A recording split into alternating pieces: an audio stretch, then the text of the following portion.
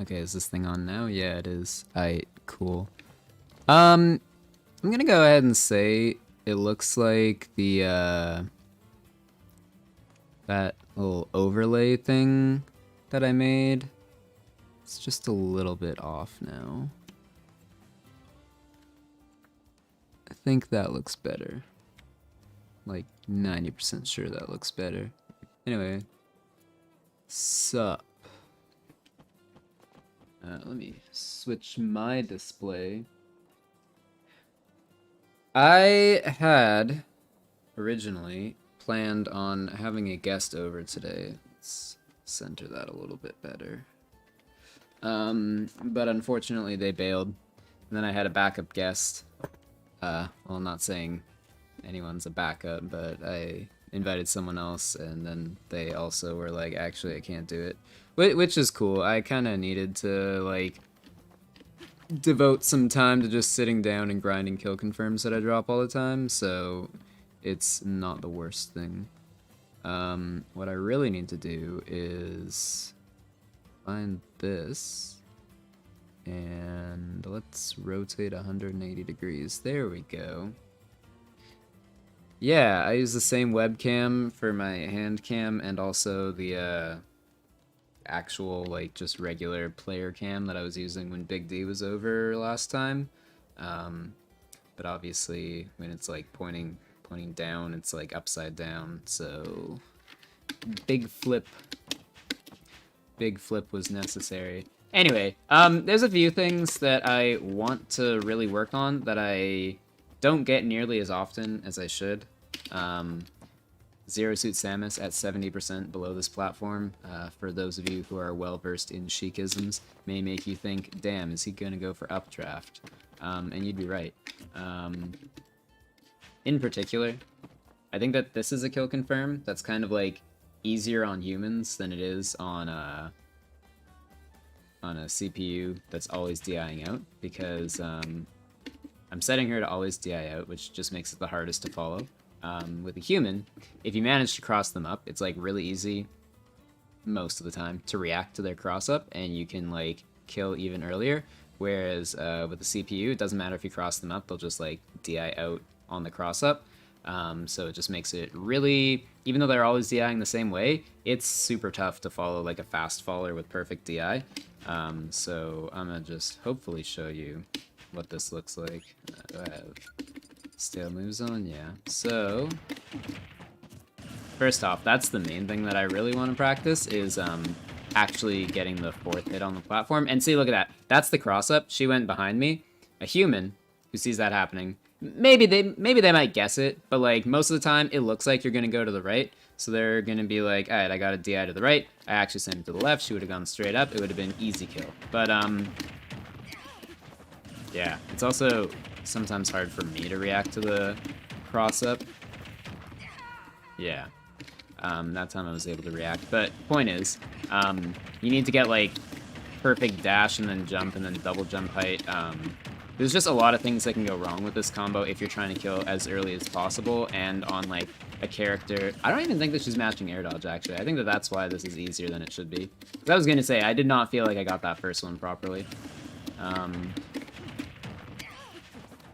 Yeah, basically on fast fallers, if you are trying to like get this at the earliest percent that it kills at, there's just a lot that can go wrong with it. If you're doing it on like Bowser or someone who has like 3 extra frames of leniency and is gigantic, it's so much easier. Because you also don't even need to like dash as far for that part, because his hurt box is so big that you can kind of just do like that. Whereas with ZSS, you kind of have to like dash and then do a full hop and then jump to the apex of your full hop and blah blah blah. It's just, there's a lot more that goes wrong when you're doing it on small, skinny, fast falling characters. And like fast faller characters also, they go like farther out than they do up, so you need to like even get lower underneath them when like ideally if they were floaty you would just like double jump up there.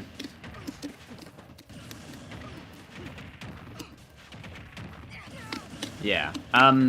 Also, I did say earlier that like it's impossible to cross up the CPU on the training mod, and that is like almost 100% accurate.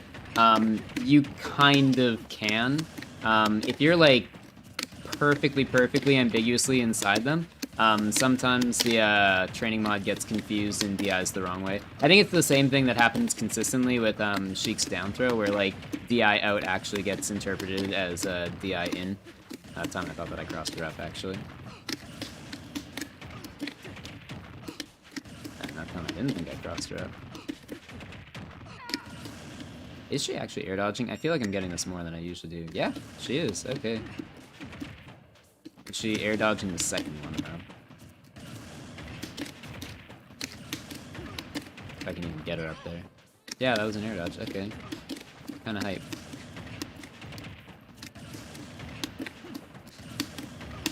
There's also the matter of her like DIing out on the F tilt, which ideally F tilt is such a fast move with like no hit lag that humans don't usually reactively DI it. They would have to be like preemptively holding away. So in some situations it just makes it a lot more consistent to get either in DI or no DI. Because usually when people are playing neutral, if you do land a hit on them, it's because they were getting towards you.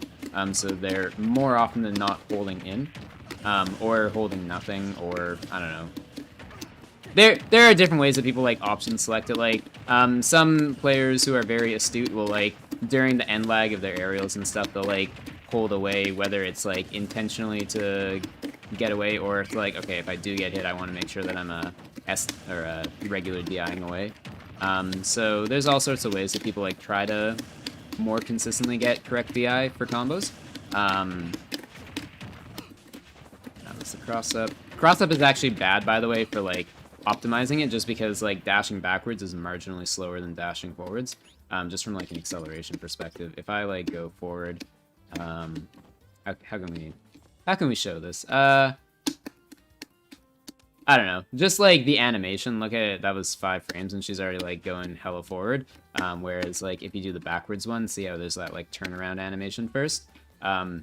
It's not much. It barely really impacts it, but it's like when it's already like this tight, it makes it just like that much harder.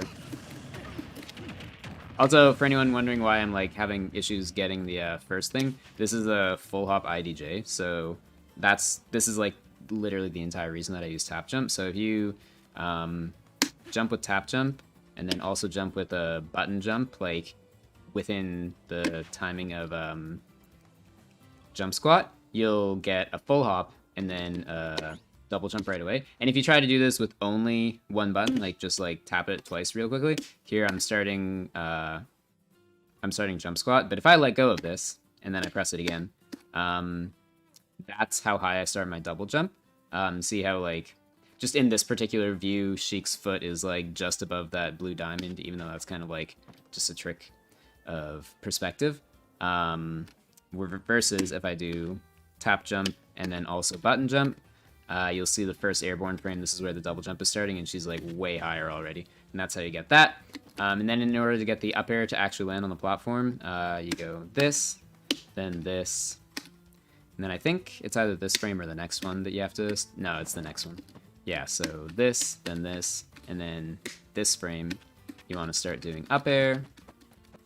And then the trick is to make sure you actually get the red hitbox, and look at that. It comes out the frame before you land, so that is actually a frame perfect jump right there. And as you can see, I couldn't even buffer it, because if I go like jump, double jump, A, it actually gets the short hop macro, which is why that's not actually a full hop. If I go jump, double jump, in the air for a frame, in the air for another frame, and then we're using the button, you'll see, look at that, she lands before the hitbox comes out. So it's exactly a 1 frame window, which is very frustrating, but fortunately, I think I was mentioning this on a previous stream that I was doing, the closer inputs are to each other, the easier it is to be frame perfect. Like, if it was like push a button and then 18 frames later push another button, I would pretty much write that off as impossible. But since it's like button, button, wait, 4 frames, then button, 4 frames is like reasonably easy to do with muscle memory.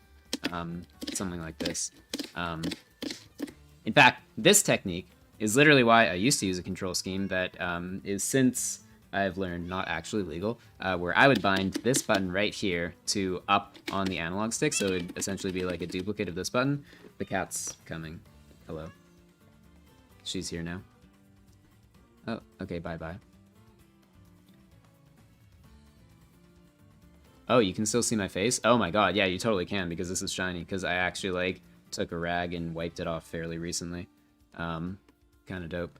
But anyway, I used to bind this to up, so, like, doing jump, double jump A was, like, this, and that's, like, a pretty easy motion to kind of have a consistent timing for. It's not that bad to do with this, but, yeah. It's a little bit harder. Trying to coordinate two hands is almost exclusively harder than trying to coordinate one hand. That was the exact same reason why I used to bind this to the mirror button, just because doing like this for wave bounce neutral B is a lot easier than doing this. Even though it's the same number of buttons at the same time, it's just doing that versus coordinating two different hands. But yeah, everything that I think, wow, wouldn't this control scheme be very good and awesome to play? Usually if it involves jank, it's like, yeah, that's not really legal or recommended. I don't know exactly, like, you can have custom profiles, and like this is a completely custom profile. Like I don't think that there's anything in the default that looks like this, other than the fact that I have actually submitted this profile to become a default in the newest version of the software. Things that are illegal are having more than 4 different buttons for the joystick. Like having this and this both be analog up. That's not allowed. This button does literally nothing. On this profile, it's a taunt, but that's just because the training mod pack has you use taunts for certain things. Like this is also a taunt, and using Z plus taunt is save states. But on my actual profile, which is this, the pink lights, this does very literally nothing. Blue lights is training mode. Yeah. So, what I was going to say is you can't have more than just one left, one right, one down, and one up. And that goes for C-Stick as well. And you also can't use the mirror button, which used to be possible in a previous version of the designer software, but has since been removed. And I've talked about that somewhat at length before, and it's good reasons for it being removed, but that doesn't mean I'm not sad about it, basically.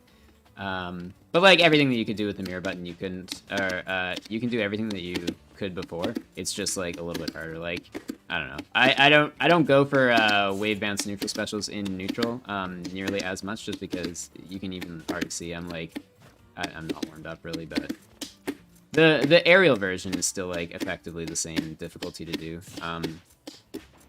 Just because you can't accidentally buffer a roll afterwards in the air, but on the ground it's like not quite as free as it used to be, just because you're coordinating like a little bit more, because you have to hit this, this, and this all at the exact same time.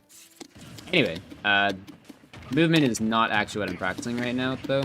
I really just want to grind out this a little bit more. And Zero Suit, I picked her intentionally because she is one of the harder characters to hit it on. Not like the hardest. I haven't actually really worked out a tier list of like hard characters to hit it on.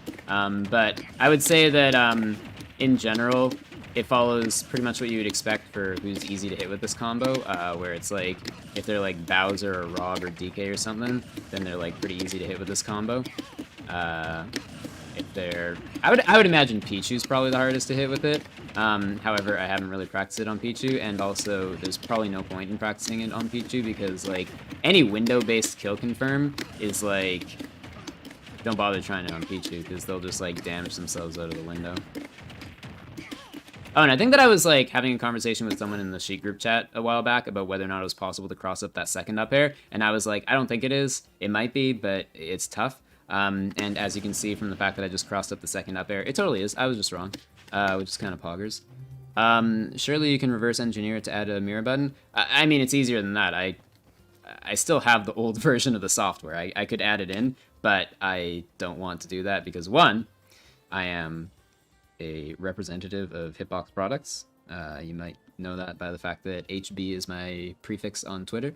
And two, is, I don't know, I wouldn't skirt the definition of cheating or try to ruin competitive integrity all for like one button that lets me play neutral in a way that I think is very obviously different. And the fact that like I don't hide what my layout is. If I ever do actually extremely well in a tournament, like make top 8 at a major or something, and anyone sees like any hand cam footage of me doing this instead of this, I think that it will be like kind of immediately quite clear that I'm using a mirror button.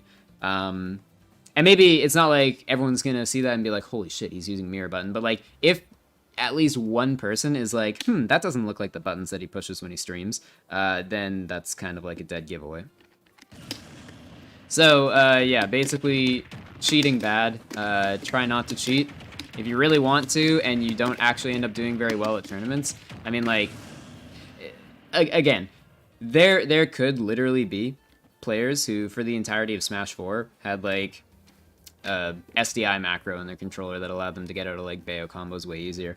And if they just never do that well, maybe we would never know. Hell, maybe they did extremely well, and they were just really good at hiding it, and we just never knew. So the point is, if you were, like, actually dead set on cheating, it honestly isn't as hard as you might think.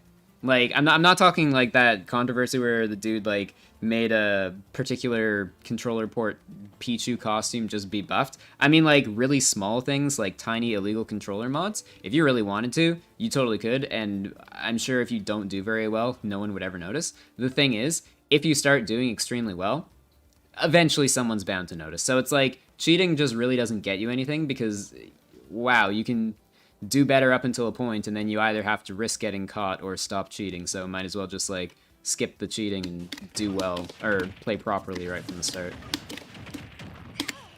I don't know. It'd be like doping just to finish, like, 8th place in a race. Why would you bother doing that?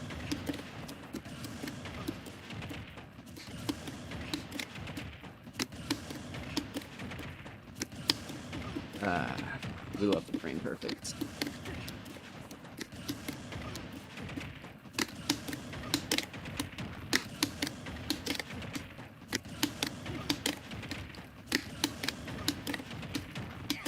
That should be it.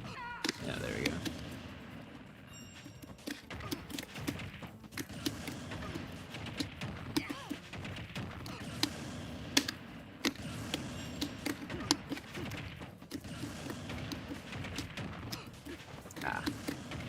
That's the other thing that I find makes this combo a little bit more consistent. When you land on the top platform, you want to, like, be slightly, not even drifting, but just, like, buffer the dash. So you need to know before you even see them fly away whether or not you cross them up. And if you can, like, have any small amount of momentum before you land on the platform, it does help a little bit. Like, I think I was already drifting backwards a little bit when I landed on that one, which made it a little bit quicker to get that.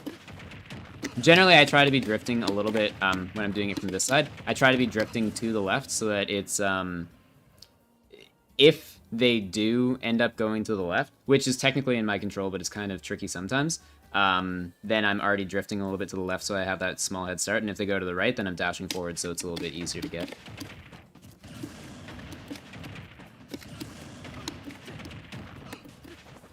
Yeah, like that time I ended up halting my momentum, and it was a little bit harder to get it. And I also don't think that I quite buffered the dash. That time I did the full hop too early.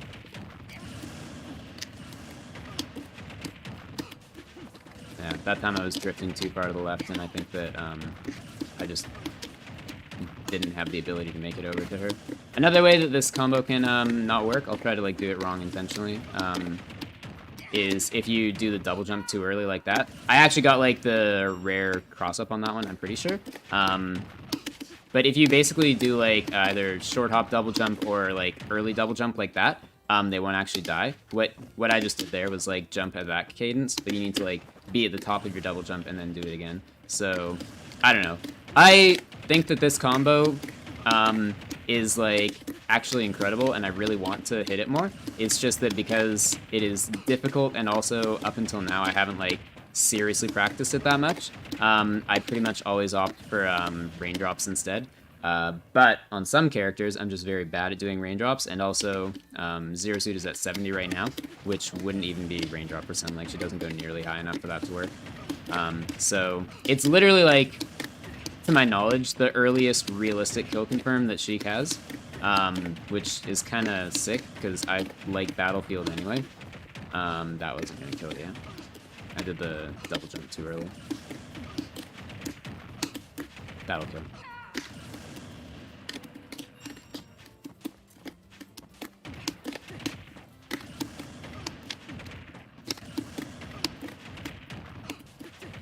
And I think there's also a slightly different version of it that works on Yoshi's Story. But I think that stage should be, like, high-key banned anyway, so I don't practice it on principle.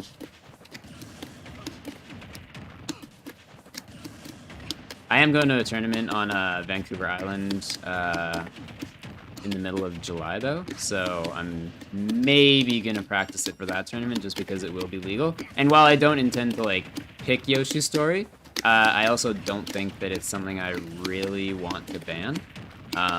So that'll kill for sure. So I'll probably just, like, learn it, maybe post a clip of it on Twitter so that people don't take me there. Like, I'm sure if I do the, is it possible to connect 3-hit up air into F tilt or up air? Yeah, I think that you can do F tilt. Oh, maybe not, actually. Oh, first off, she's going that way. Oh, not at this percent, actually. I think that maybe at a little bit higher percent, she would have more hits done, so maybe let's try that at, like, I don't know, 100. Do that. Oh, wait, that's way too high, okay.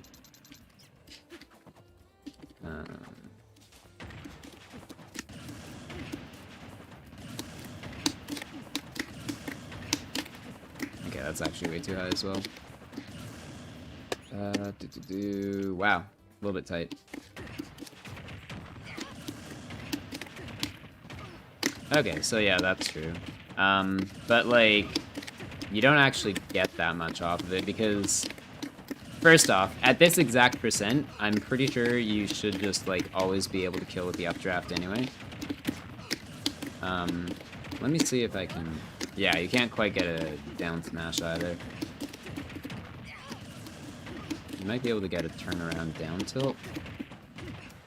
Yeah. So, okay, that turnaround down tilt that I just did, if you manage to fool them into DIing in, maybe you can kill with up smash. I think that sour down tilt DI in up smash is true, but you need a little bit of leeway to dash, so who knows. If you do con them into DIing in somehow, though, then I think you might be able to get F tilt double jump up air. But the thing is, it's literally just worse than hitting 4th hit up air, so it's like straight up bad.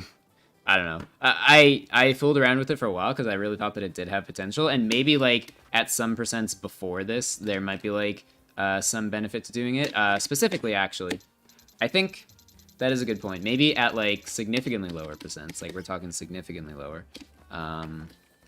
there would be a use case for, oh, shit, maybe not quite that low. Actually, okay, do I have enough hits done to hit double F tilt up air? Yeah, okay, so something like this actually might work.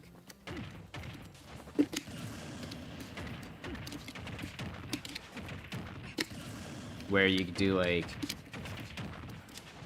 that into F tilt. But you would have to, like, hit it out of... Actually, maybe if I do this one. Yeah, I don't know.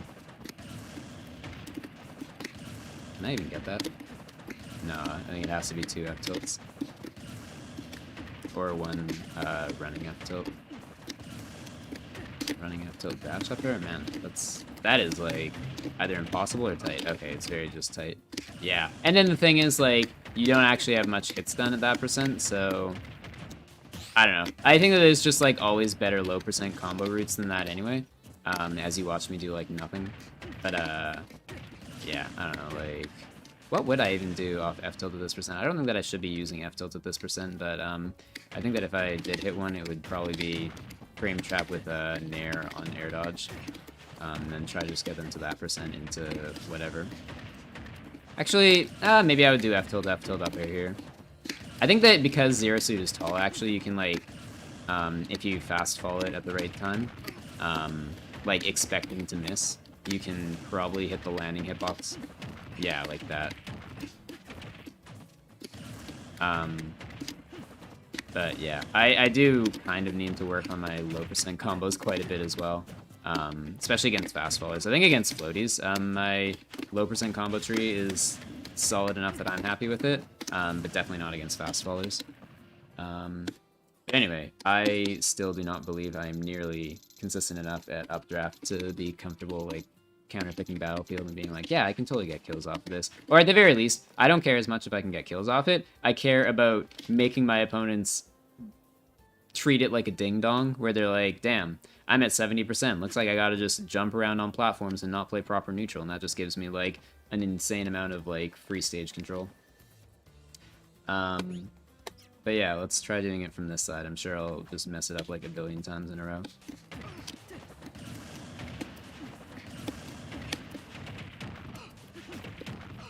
Honestly, not bad. And she was, in fact, air dodging. That's kind of hype.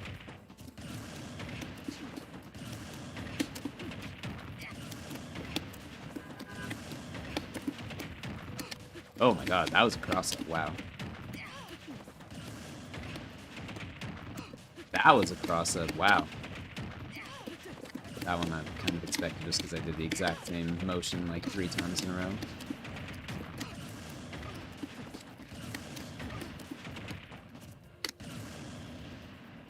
Not practicing on a stage on principle is super funny to be. It's okay. Like I said, on principle is kind of not so much like, I hate this stage and I'm never going to practice on it even if it stays legal forever. What I mean so by that more is I see a lot of regions around the scene banning it already, and I'm assuming that all it takes is like 2 or 3 more like moments of absolute horseshit happening at like some major and everyone's favorite top player getting upset, and then they're like, this is gonna be like big Twitter storm and blah blah blah, and some top player will be like, I can't believe it's been like 4 years into the game we haven't banned the stage yet. So yeah. I gotta be real. I don't know why GamerCoo is showing up in like the on-screen chat, but I don't see your message in like the regular chat. Hi, but also that's really weird. I don't know why that would be the case.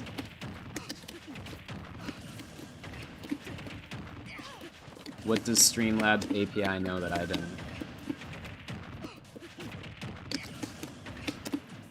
But yeah, just because I know that it is legal at the island tournament that I'm going to, I will probably practice, at the very least, a couple of cheesy combos on it.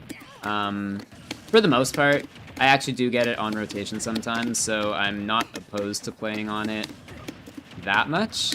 I think it should be banned. But I have played on it. I don't know. Practicing, like, very specific, repeatable things, like what I'm doing right now, I just don't think that I would want to do that on Yoshi's Story, because, like, I do think there's a very good chance that it gets banned at some point, and it's like, I don't really want to do effort that I'm aware will be wasted, you know? Yeah, that's also why I just dislike stages with, like, lots of bans, or sorry, stage lists with lots of bans, because it's like, okay, if I practice this dope combo that works on this one stage, and everyone finds out that it works on this one stage, and then they ban it, and they also have like 3 other bans that they can use on other stages that I like, then it's like, man, what was the point of doing that in the first place? Wow, I got my like 4th favorite stage back. That's incredible. So I don't know. To me, I think that like having only, you know, fair stages on the stage list and just having like less bans just rewards people for practicing more. And with Yoshi's Story, because I assume that it only really exists on large stage lists, and pretty much everyone who runs Yoshi's Story is like, okay, well, we like soft know this stage is like complete horseshit, so we're gonna like throw an extra ban on the list to make up for it. And then it just never ends up getting played anyway, so it's like, what's the point of practicing like specific broken jank that works on Yoshi's Story when you're like, okay, well, if I have this broken jank, then it gets banned from me anyway. If I don't have it, half the time it gets banned anyway, because, like, lots of people just hate the stage, so, I don't know. I think practicing stuff like this on Battlefield is a somewhat safe endeavor, because a lot of stage lists will have, like, I don't know, 1 ban, maybe 2, and I really like small Battlefield. I like it more than the stage, actually. And I also really like PS2, but probably not more than this stage. So at the very least, by practicing this, I get to go to small Battlefield more. assuming I can actually get it consistent enough that people consider it a threat and are like, oh, I need to ban that save you can see.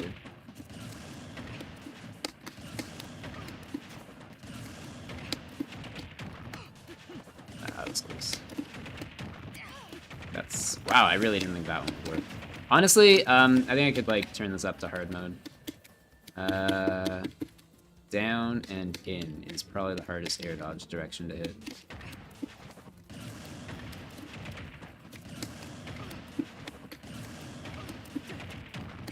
Oh.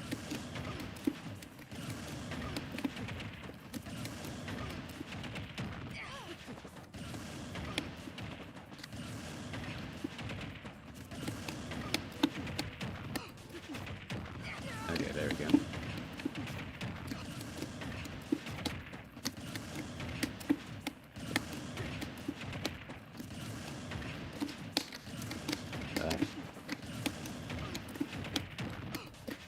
I should honestly just be using C-stick up for that. I don't know why I got into the habit of using the A button. I think that there was like a brief period of time where I thought that you had one more frame of leeway to hit the A button than if you were using C-stick up, just because of C-stick up killing full hop on tap jump. Like Charlie's thing where you can do like full hop aerials one frame earlier if you use A button. For some reason I thought that that was sort of applied here, but it absolutely doesn't. And I've known that it doesn't for quite a bit. I just, for some reason, learned this with the incorrect assumption that I had to use the A button. So let's just unlearn that real quick while I'm finally practicing it a lot.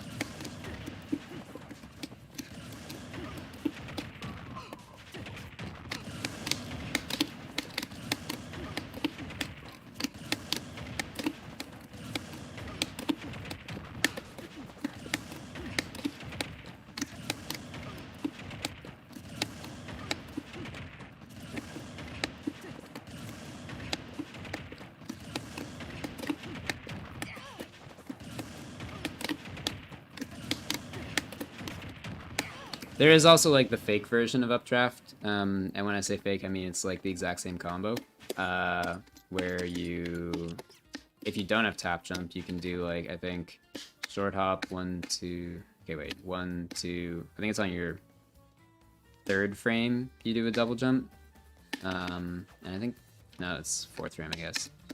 Okay, so 1, 2, 3, and then you do jump and, C-stick up at the same time. And it gets you that. But if you see, it's like the hitbox is out there for like a couple frames and then you land.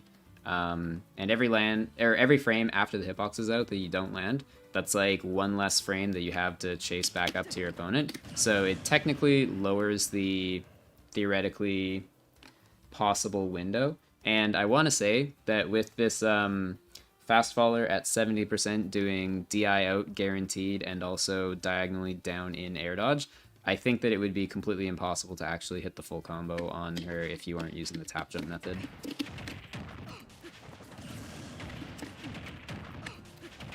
Oh, wait a second, when I'm playing on frame events.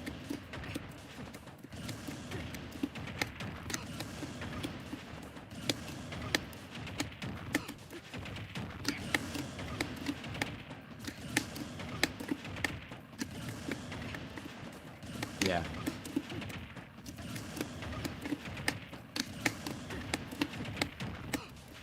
The other thing to keep in mind is I also should and will practice with random in-out DI, which I believe should just be easier, and from when I've practiced this before off-stream, I think that it is marginally easier. One thing that actually messes me up, though, isn't even a reaction thing. It's just, like, the muscle memory for doing, like, dash IDJ up air feels different than just doing regular IDJ up air, and I end up messing up the input a lot more, even though it's, like, strictly speaking, easier. There's, like, literally just less inputs.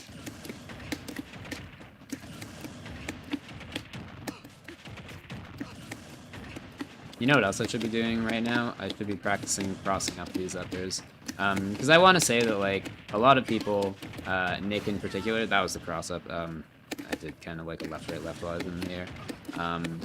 A lot of people, Pickle in particular, have said that they just expect every Sheik player to always cross up air, which, to be fair, is my default go-to, and in fact, I have to, like, specifically remember, don't cross up every time against Nick, just because, like, I don't know. There's a cross up.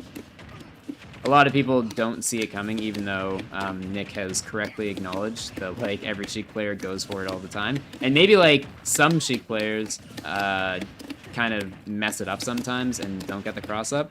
I think that due to having a digital controller, it makes it, like, reasonably consistent for me to get the cross up every time that I go for it, and I do pretty much go for it every time. But yeah, it makes it actually easier for him.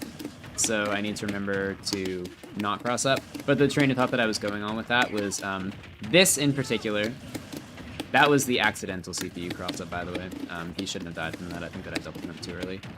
But the idea is this one really looks like you're going to have a hard time crossing them up. Like, you have to still have momentum during your double jump, and it's why I thought that it wasn't actually possible to get the cross up for a while. But it is possible, so I think that I should, like, at least by default, do the cross-up every time. If I was Nick, I also would not be confident enough to anticipate the cross-up first time. And most importantly, cross-up DI kind of doesn't really matter. If I do it properly, I should be getting the kill anyway at the right window. It's just maybe if I was doing this at, like, I don't know, 69% instead of 70, I would, like, literally need the cross-up to kill. I was about to explain, or exclaim, why is it so hard to get the fourth hit of up air, but I already detailed it at the start of the stream, how it's, like, a literal frame-perfect input. 2 frame-perfect inputs, I believe. Wait, no, that's a lot. One of them is bufferable. Because it's tap jump, button jump anytime during jump squat, and then it's the up air that has to be perfectly timed. And I have also said in the past that I believe that frame-perfect inputs are just inherently inconsistent, and I stand by that to an extent. However, going for this literally gets you a kill at 70 off of a F-tilt center stage, so I think that even if I'm never, like, 100% perfect with it, I think that it's absolutely still worth practicing and going for. The types of things that I don't think are worth practicing are, like, if there was an equivalent of a wave dash in this game. Oh, yo, what's up, Oetam? I don't actually know how to pronounce your name, by the way. By the way, are you Syrup? Because I don't know. I think I saw in a video somewhere that, like, Syrup was given your YouTube URL, so that's kind of poggers. I actually had, like, no idea if that is the case.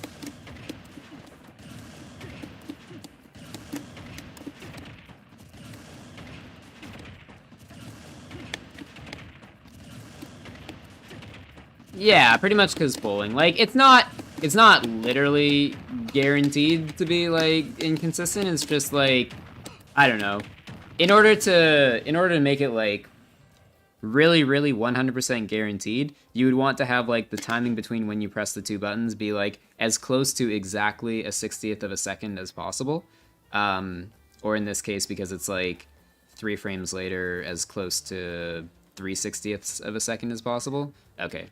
Okay, you're not Syrup. Okay. I don't know where I got that idea from then. But basically, what was I gonna say? A 20th of a second. I got distracted by doing math.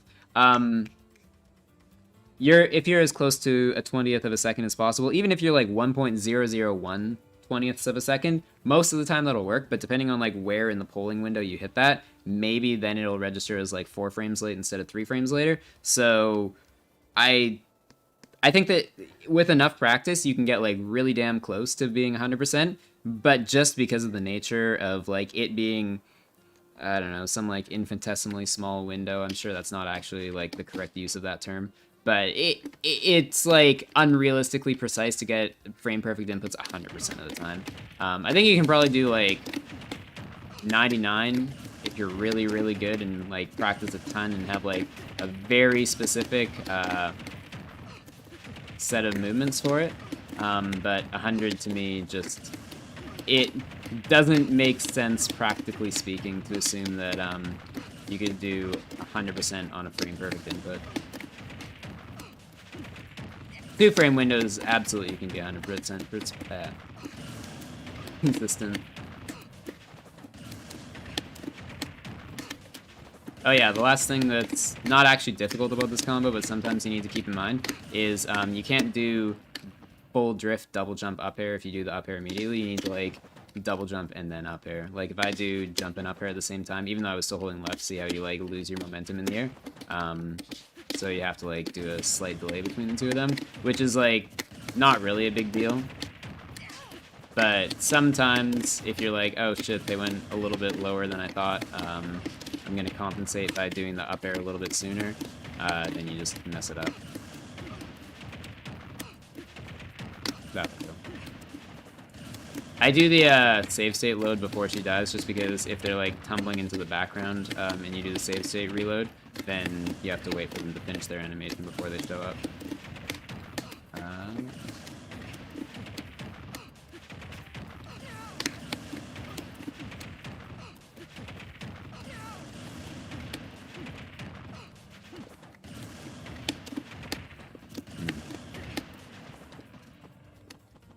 Oh, yeah, that would be it. It was definitely the Smash University vid. Okay, that makes a lot of sense.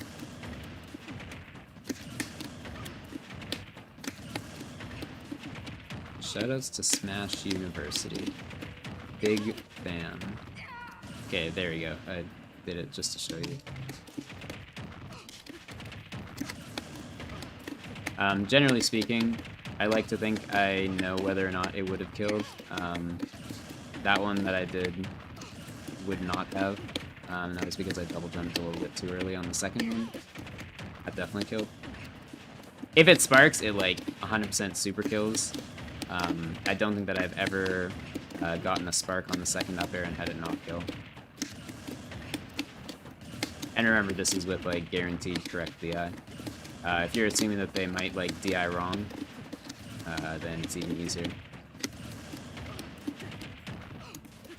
I guess, technically, yeah, since up air doesn't actually send directly up, it sends at like a very slight angle. Maybe there is actually better DI, like that slight angle downwards. Here, actually, maybe I'll just show you like this. That angle is probably actually more directly perpendicular. I don't know if it's actually better in this case. I think it is, because it's like the things that are mostly vertical, you should try to DI them exactly perpendicular. That was also not going to kill, by the way. I did the double jump too early. That one's killed.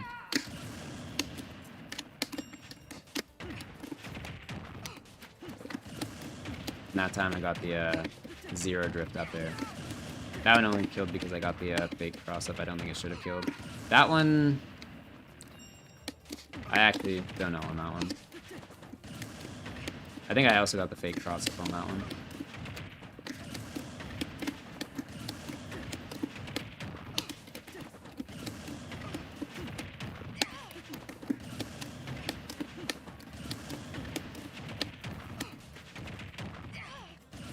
Yeah, okay, that was the real cross-up, and it absolutely did not kill.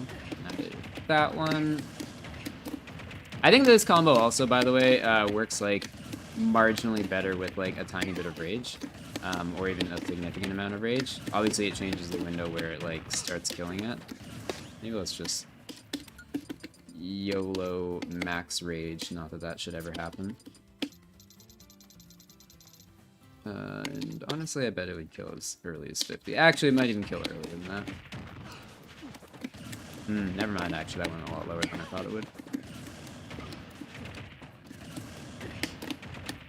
Maybe with good DI, actually, 50 kill is not possible. Yeah. Actually, wow, okay. Damn, we killing at 50.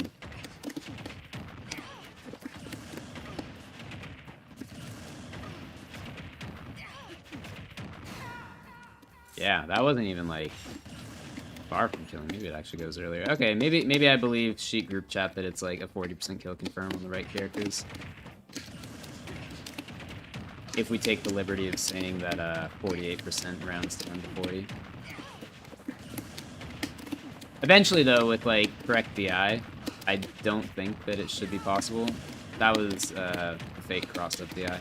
I'll do the real cross-up, because I think the training mode CPU much more reliably BIs the real cross-up, oddly enough.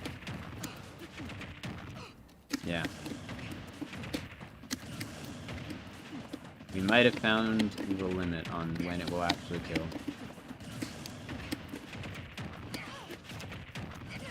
That was the fake cross-up.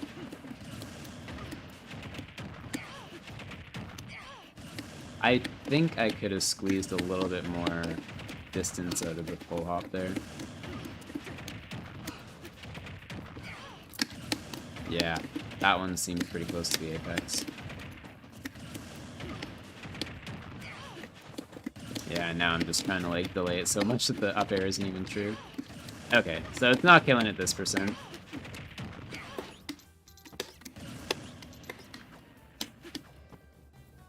Rage updraft with 3 up airs. Oh, I totally know the one that you're talking about.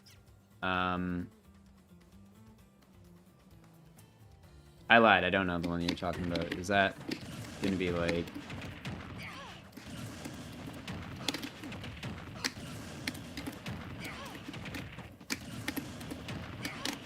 Is this what you were talking about? I mean, that killed because of cross-up, and holy shit, she was at 39. Oh, wait, no, she was not at 39. Oh, wait! Yeah, no, she was not at 39.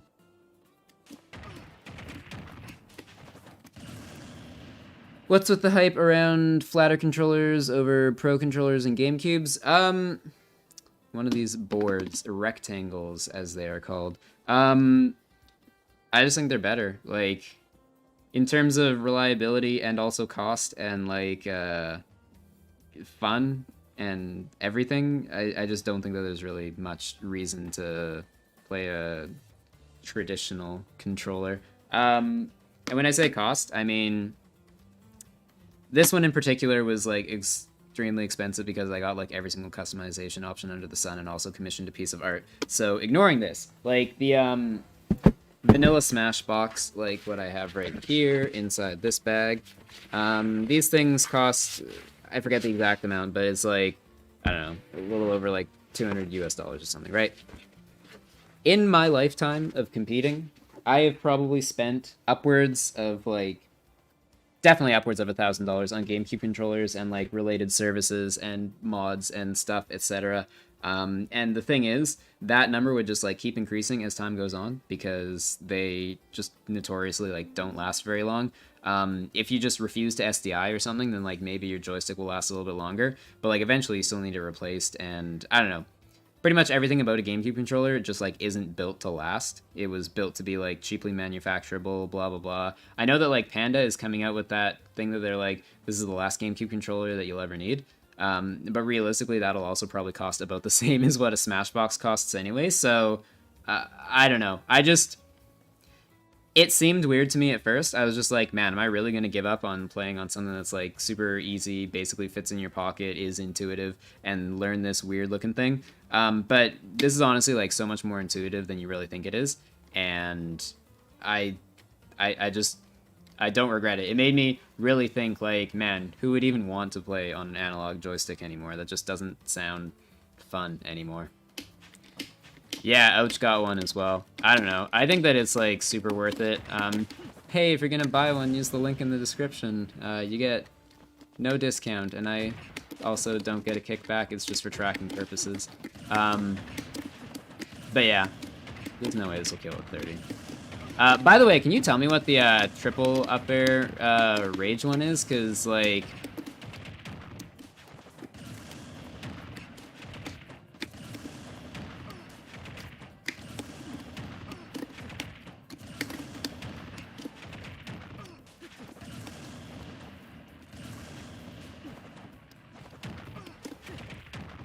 Does the GameCube have any portability advantages over this? Even though this is huge, it seems decently durable. Yeah, I mean, I also got...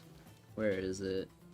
The little bag that you saw that my other Smashbox was in is not the one that I'm going to use to take it around. One sec, I'll be right back. Long has one as well, yeah.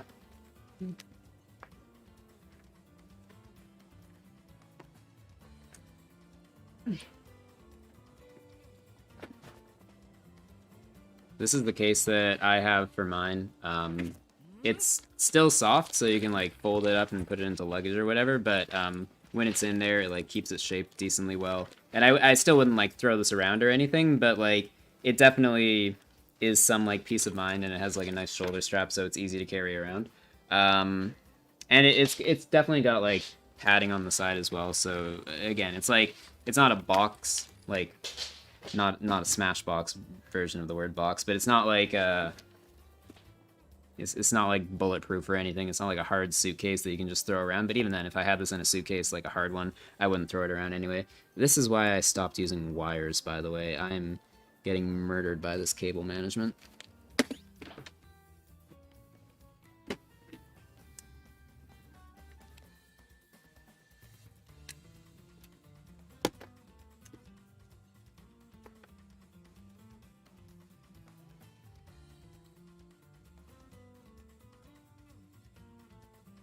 That's why I don't stand up in the middle of streams, because it completely ruins my wires. But yeah, I will say that because I've been in quarantine for a year and a half or whatever, I haven't gotten on an airplane in forever, and maybe I will start to feel bad about having to lug this thing everywhere, but I don't know. I don't think it could be that bad. And even then, like, taking a GameCube controller to a tournament somewhere was still a bit of a risky endeavor. Like, even though it's small and, like, somewhat durable, you still really don't want to have like the joysticks pushing up against things inside your bag, so people will get like big durable carrying cases for them anyway. And like, I don't know, if you've seen the one that Dabuz has, it's like maybe this wide, so like half the Smashbox, but also like quite a bit taller because it has so much padding. So it's like, I don't know, you gain a little bit of portability with the GameCube controller, but do you really gain that much? And I think that I know that I did this for sure. I don't know how many other top players did this, but I would always bring at least 2 GameCube controllers to a major, because it's like if something happens to one, I don't want to just be like caught at a tournament with nothing to do. I guess if you're like friends with a controller modding person, then you can like probably get away with only bringing one, because like worst case you're like, yo bro, quick, I need a tournament controller real quick, and then they'll like see what they can do for you. But in general, I just preferred to play it safe and have 2 with me. Yeah. I'm going to tell her to do multiple different types of DI now. Let's not do much worse. Yeah. So, reacting to in DI is, oh, by the way, this is also like a gripe that ESAM has with the mod kit. The blue line doesn't really accurately work, I think. Like, it wiggles around a lot during hit stun instead of just showing what their final trajectory is, which technically is possible. Like, every time you move the joystick, will move the little blue line during hit lag, but the thing is that most people aren't animals, and they will just like pick a direction and hold it instead of like wildly flail their joystick while they're in hit lag. Yeah, and usually if you do just like try to spin it, then you'll get like an intermediate angle. Oh, by the way, I guess that's like actually a moderately large advantage of using a Smashbox. If I want to get random DI left or right, I can effectively just like hold one and tap the other one, and no matter which brain it pulls on, it'll pick full left or full right. If you want to do random DI on a GameCube controller and you like spin the analog stick, most of the time you're not going to get full right or full left, so it'll actually just be like not quite a full DI. This is that was kind of a thing with like Pikachu Up Throw Thunder in Smash 4, where sometimes people would think that they were being clever by just like spinning the joystick so that I couldn't even like try to get a read on which way they like to DI. But like more than half the time, if you do that, it just pulls something that's like basically straight up, and you can just do like Jump Thunder. Although to be fair, no DI was like a funny mix-up that actually worked. But if you're aware that the person is spinning it, you most of the time just treat it as no DI and it worked out. So yeah, no one can read your DI if you don't even know your DI.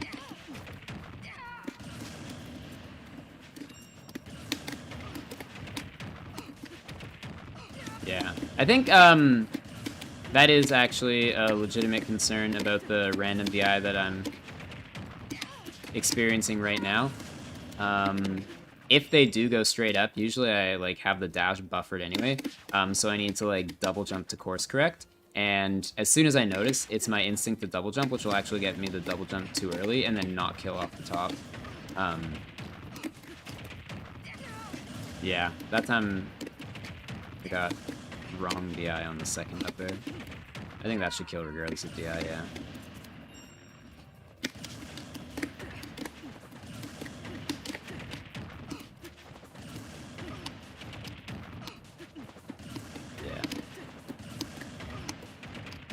I think with this combo in particular, especially since I'm not playing online anymore, I just need to like remember that I actually have like a decent amount of time to react to DI and not be like, oh, I have to be preemptively dashing, otherwise there's no way this will work. Because in fact, this is offline, not online, and I can see things happen and then decide how to deal with them. What a novel concept.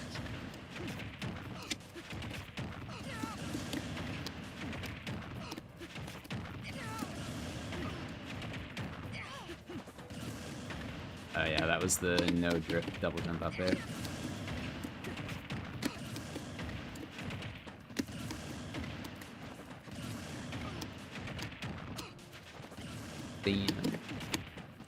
Yeah, it's so annoying to deal with. I love just not worrying about it with magnet combos. Yeah, I liked that with the Pikachu up air bridges. But then people started SDIing them, and I'm like, good, this combo's stupid. You deserve to get out of it. That being said, I still think it's a hard combo. It's hard. Sorry, the Pikachu up air bridges are like hard if you try to learn like every variation on every character, and like some characters are just hard no matter what variation you try to do. There is one tournament in particular. I think that I played a best of 5 that I won either 3-1 or 3-0. And I'm pretty sure I took like actually 5 or more stocks with the Pikachu up air bridge off of like down throws at 30. It was against a Meta Knight player. So like Meta Knight is pretty much the easiest character to up air bridge with Pikachu. So if you're saying like, man, this combo is so free, if you're saying exclusively on Meta Knight, then like, yeah, I 100% agree. It's like super free on MK. But if you try to like make sure that you know the exact amount of like fast fall and drift that you have to do against every character, blah blah blah, there's things that definitely makes it like not free at all. And the other thing about the Pikachu up air bridge combo is like if you go for it and you don't get it, or even if you get like a couple up airs and then drop it, it's usually less damage than if you'd just gone for like a safer combo off of the down throw to begin with. Or if you get them like all the way to the edge but then don't quite kill them with the forward air, then it's like, yeah, okay, you can probably get an edge guard off of this. So it was still at that point the most optimal thing to do. Not trying to be a Pikachu apologist here. I just put a lot of effort into that combo and still couldn't get it consistently. Maybe it's because I was using an inconsistent controller. Maybe with the Smashbox I would actually just hit it 100% of the time. Crazy.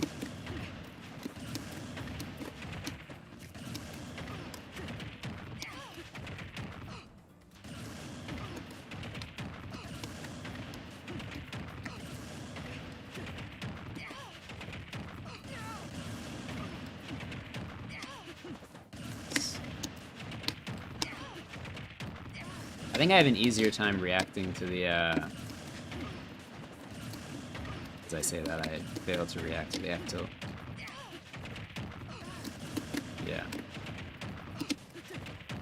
I don't know. I guess it's because of the fact that you basically have to buffer the dash if you want to get them on full DI out.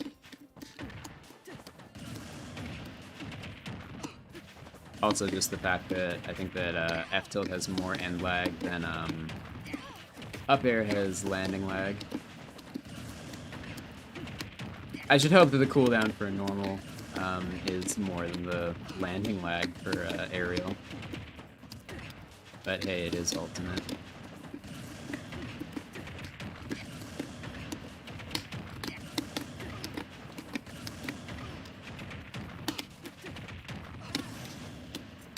Oh yeah, if I do ever play Smash 4 again, I'll absolutely play it on Smashbox. I forgot what tournament it was. I think it was CEO 2017? No, 2018. That I played a bunch of Smash 4 using Smash Stick. I don't know if you remember them. They're definitely still around, but they're like it has a big like fight stick looking thing on this side, and it is actually like a full analog stick, but then it still has like a button layout on this side. I think it actually has like 3 rows of buttons if I recall, or like a full row, and then I forget what the layout looks like actually. It's probably only 2. I'm definitely being silly. But yeah, I played it on that for a bunch, and I thought that it was like a ton of fun. And now that I'm used to like using a full digital controller, I think that it would be a super fun experience. Like I would have to figure out which button I actually want to map to special, because I would absolutely still use Beto. Probably this one, I guess. This would be special since I'm basically not using it for anything right now. And then like a perfect pivot crouch would be like that. That would be a bunch of perfect pivots. Yeah, I think that would be a good thing to do. And then I still have access to jump and attack. And if I want to let go of special and then use it, I can do that.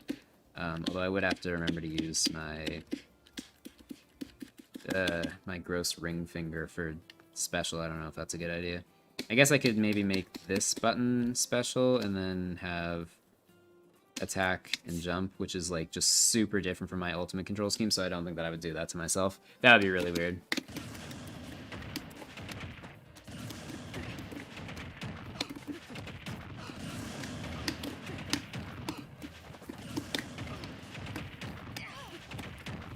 I really had intended on actually practicing more than literally just updraft on Zero Suit Samus this stream. Yeah, but I've been getting distracted talking. But what else did I want to do? I think, confirms on fast fallers in general, I think that I'm, like, hella sloppy with. There was, like, some Nair down tilt shit that I wanted to work on. Or, like, Nair to ground normals in general, because I don't think that I do that enough. If I hit the Nair, I just usually dash attack and call it a day. But against fast fallers, you can actually get, like, way more than that. So what's an annoying character that Big D has been beating me with?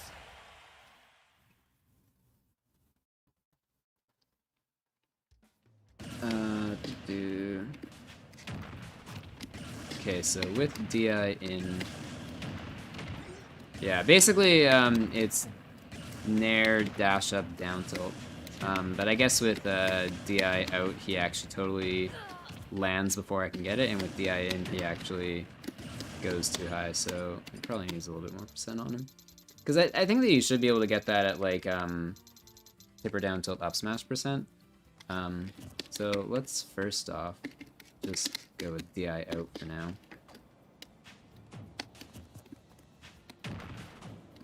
I think that should be true. Oh, I didn't turn on move scaling either.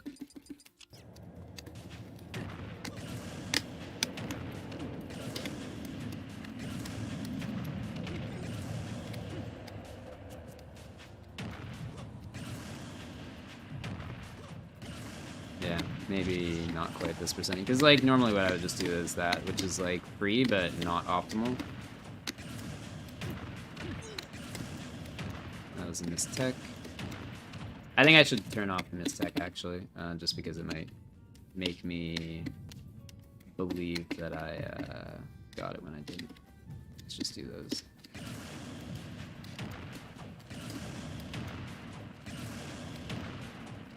Yeah, maybe this is like a little bit of a higher percent kill confirm. Assuming it is actually kill confirm. Maybe it just doesn't work nearly as much as I thought. Huh. Maybe this is actually like super fake news. There's no way that would work, yeah. Actually, I can probably get F-tilt off of that. Yeah, I guess actually... Okay, if he was intelligent enough to continue DIing out, I think that the back air would kill there. Assuming I could even get it.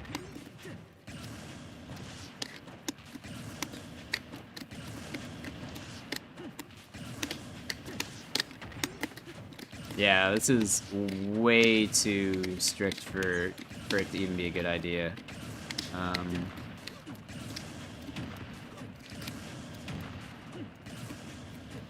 Yeah, okay, maybe Falcon is actually like too much of a fast faller for this to work on. I think I was like hitting it one practice session on, I don't know, maybe like Joker or someone. But this actually just feels like never gonna be true. Maybe like a little bit more damage, but then like what are you even getting off the down tilt? I guess you can still do stuff off the down tilt at like any percent. The problem is every extra percent you give him, you have to go farther as well. And like now I'm talking about hitting like unrealistically badly spaced nairs for the purpose of like a jank kill confirm that I probably will mess up. So this is like already way too far to the side of like unrealistic theory craft. Alright, so we do back hit of nair. Yeah. No, I would take the dash attack any day. Okay, Falcon, not really the pick for this. I guess you can... Yeah. There's no point in practicing anything fancier, especially since it's Falcon, so like getting him off stage is like already a winning situation. Yeah, so that was true. Or you can air dodge, that's cool. Do I think gravity or max fall speed matters more for fast falliness when comboing a character? Personally, I think gravity, but I guess it depends on the combo. Yeah, absolutely, it depends on the combo. Like, Fox is so annoying to combo because his, like, gravity is absolutely absurd. I don't know, something about, like, the physics engine just decides that he pops, like, way into the sky anytime you hit him with anything, but also just has, like, surprisingly low hit stun. It's probably not actually low, it just... Something about the way that Fox gets hit, it just looks so foreign. It's like different than any other character. Who's a character that I need to get better at comboing? Whoa, maybe he's easier to combo than Falcon with nair down tilt. I don't know.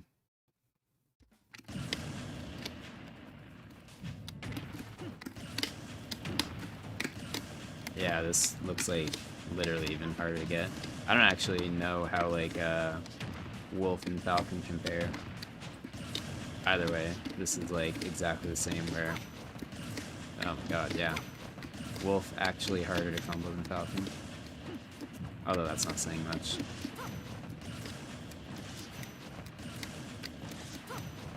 Yeah, okay. No point. I really wanted the nair down tilt to be a thing. Maybe it's like actually not a thing on fast fallers DIing out. Maybe it's more of like a floaty DI out thing. You know who I do need to get better at comboing though? Mythra. But this is gonna run into the exact same problem. God, why is every combo just like so much easier and better on floaties? Ugh. We really do live in a society.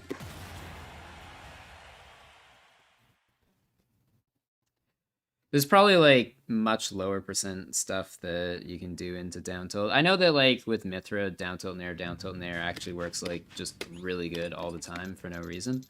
And by for no reason, I mean for a great combination of reasons. Actually, wait. 40 was where we were at. So if you do like that, and you get like that, yeah. So like, that always sends into the perfect spot for tip or down tilt, and then you can finish off with dash attack.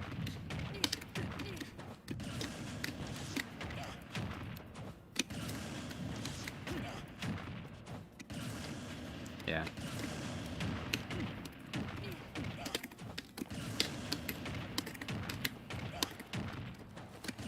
I don't know why I'm messing up buffering that dash attack like every single time.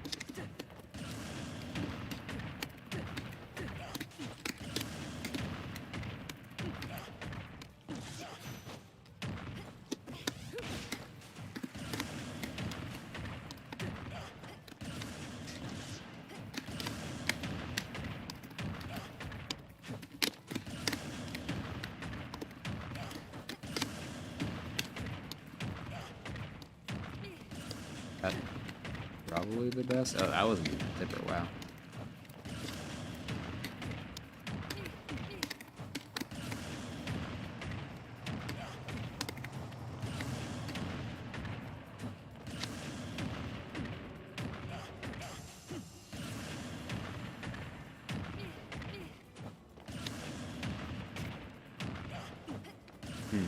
I don't really know actually how to finish off that last down tilt.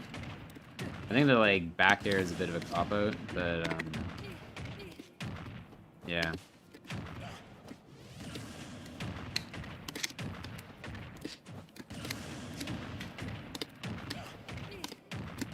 Either way, that's not a combo that I need to practice because I hit that one like reasonably consistently. Anyway, what I need to worry about is the kill confirms, really. I guess, honestly, on Mithra, I get like most of my kills on here off of Gimps anyway, so I don't know. I think that there's like... Let's do no DI for a sec. I think that there's like definitely something there with like F tilt full hop up air dragons. I need to set new save state. Like, I don't know. I'm pretty sure I've had like something that felt true off of a full hop up air drag down. That was obviously not true. That was obviously not true.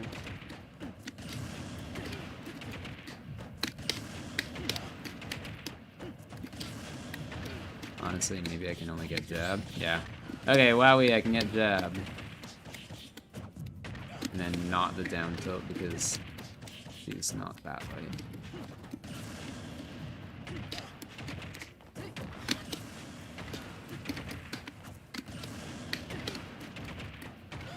Oh, okay. That was real. Oh, you know what? She has more hit stun than I realized. Yeah, okay, that'll work.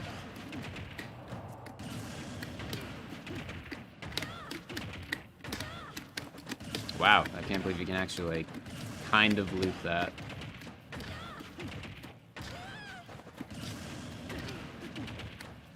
Off of no DI. Actually, can you drag this down into a tipper?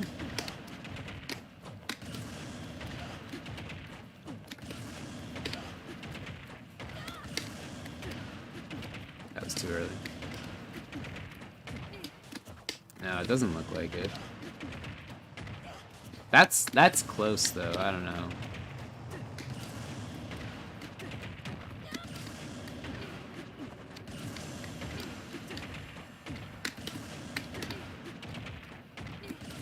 I really want it. Maybe, oh, maybe actually into a single jab down tilt.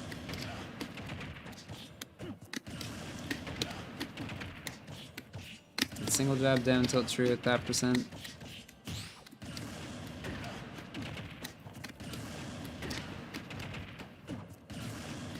Either way. There's no way you can never get enough frame advantage at that. Although, I don't know, like, expecting to get no DI twice in a row is, like, jank. I guess you won't ever actually get a kill off of that, so...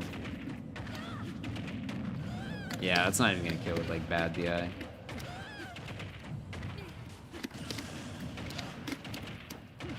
You can cross it up for sure, though.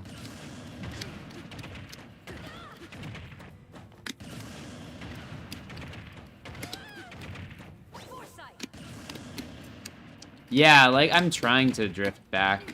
But the thing is, like, you need to still fast fall, and you also need to, like, drift forward while you're hitting her.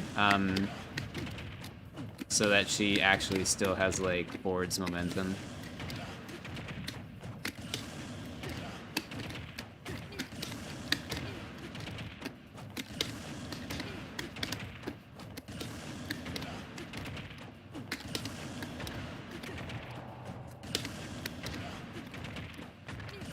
Nope.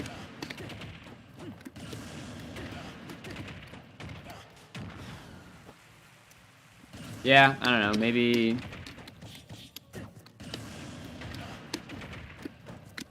I don't know what I actually want to do there. Like, if I do get that exact F tilt, I think that the drag down is like absolutely the correct way to follow it up.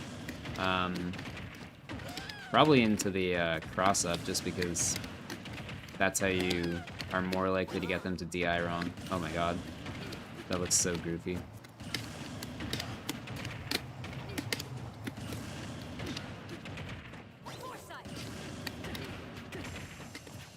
I really wish that you could just footstool in your own hit stun.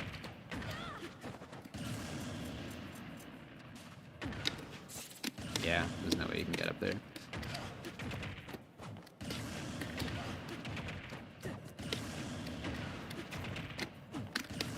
You know what? Maybe you're right. Maybe I just need to like not worry about sending her forward at all. That is, I swear that's extremely close to hitting the tipper. Do I even get up smash off the tipper at this percent though? No. Literally needs to be lower percent. And I don't even think that it would kill at this percent. I'm super wrong. Guys, sorry, I don't know my character at all. You can basically still get short up. No, you can't.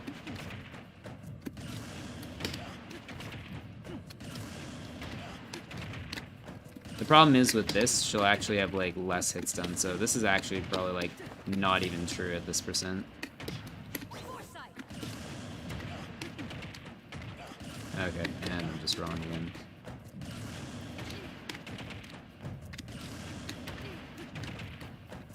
Did I turn on scaling, by the way? Yeah, good, I did.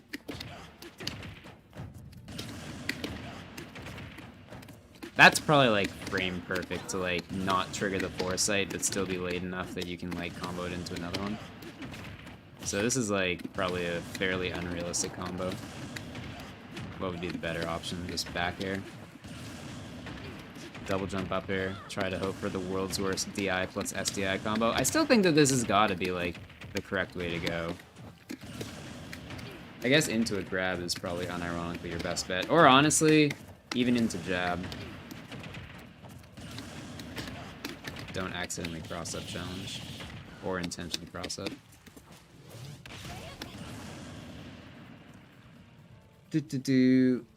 What direction do you see the meta of Sheik going? Will everyone learn all the optimal combos, or will be so much constantly discovered that it's a constant development of the meta? I do think that Sheik has like more leeway than a lot of characters in terms of combo optimization. I think that there's also like a decent amount of Sheik counter meta that needs to be developed in terms of like SDI and combo starters and being like more ready to mix up in ways that make it like impossible for the Sheik to react, or at the very least like mitigate her optimal tree from there. I also see people starting to camp Sheiks a lot more once she does, like if there's Sheik players who like really super consistently hit like everything all the time, then you'll see a lot more people just like playing ultra cautious neutral against her and just like playing super reserved, which will kind of make the Sheik meta be like, I don't know, soft zoning, where she's actually just like threatening with needles because you're like so scared of her. And I don't know, I think that like the thing about Sheik that does make me very hopeful is even if people do start playing like super campy against her, it's not like Donkey Kong where once people did that, he's like, okie dokie, looks like I walk around and pretend to grab every 5 seconds. Sheik really does have like insane mobility and like better zoning tools than like a lot of characters, because needles are just an absolutely insane projectile if you use them properly, since they lead to strings as well. So I think that she has guaranteed like great ways to deal with like super lame passive play, but people aren't really doing that a lot against her so far because they're like, yo, it's Sheik, I can blow her up. So yeah, I don't know, I want to see the direction of the Sheik meta going, getting better at people, or dealing with people playing super reserved, because people feel like they have to play reserved for the purpose of not getting hit by her like crazy combo trees. But maybe people will just like actually prefer to get really good at SDI and like just make it a complete nightmare for Sheik to actually get her combos. I also think that her flanking meta is like dope and people will do it more. But maybe that's just a me thing.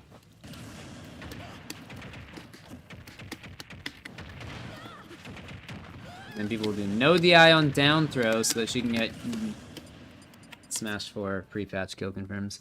Watching you camp Big D and Pithra gave me a lot of faith in those matchups. Yeah, okay.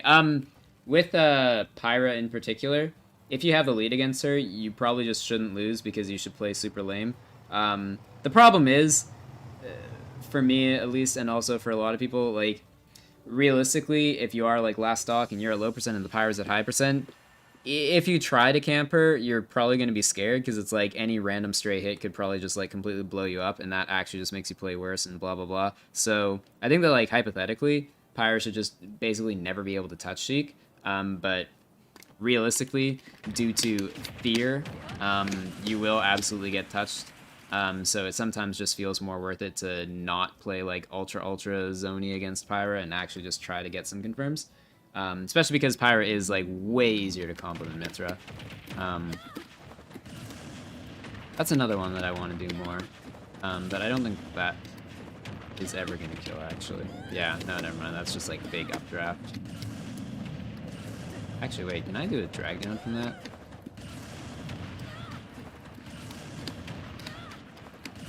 Honestly, I bet I could at a little bit lower percent. What's the point? But like, that's actually a big funny combo. There we go. That's how we set up the F tilts.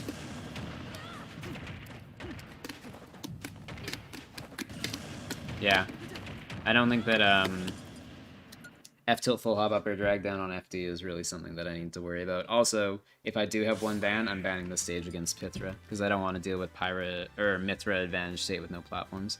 I also don't even want to deal with Pyra with no platforms because that's like the way that you deal with her is just circle camping extremely effectively. And if there's no platform to circle camp with, then I think that she does actually have like some decent pressure tools, especially because side B is like, I wish it was a Wi-Fi move, but it's unironically a pretty good move offline as well, and Tickle has been preaching that. He actually thinks it's better offline. I'm still not convinced that it's better offline, but it still seems good offline.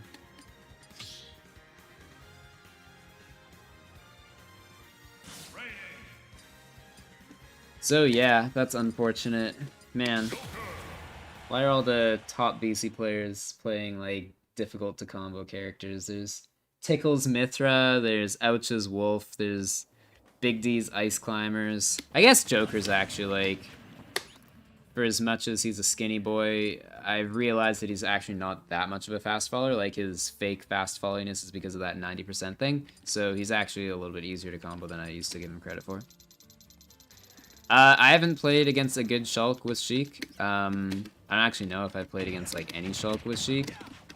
So I think that in theory it should be a losing matchup, but like everyone thinks that their character loses to Shulk in theory, I'm pretty sure. So yeah, who knows? Does he have a double jump? Yeah.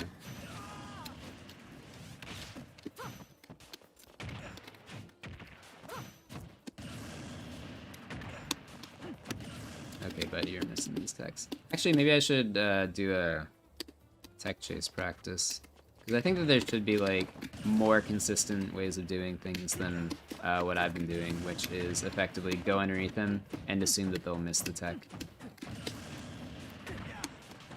But obviously I have missing the tech turned off here, so let's go with everything. And let's put you here. So if he does miss the tech, then I get my favorite combo in the world.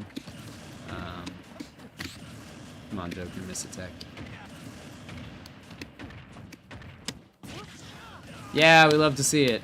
If he doesn't miss the tech, then I think that the answer is some like version of up air drag down that like covers a lot of options. But I don't really know exactly what that looks like. There's also the just stand underneath them and wait, and if you see the miss tech animation, then you go for that.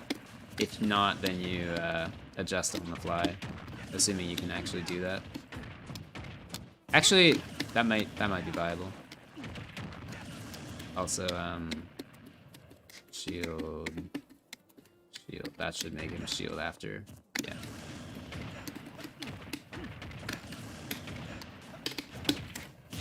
Okay, so I think that waiting for that one and doing short hop up air on reaction is not viable. I think I would need to like jump and do the up air before I actually see what he does. But then that kind of gives the problem of not being able to cover the far tech roll option.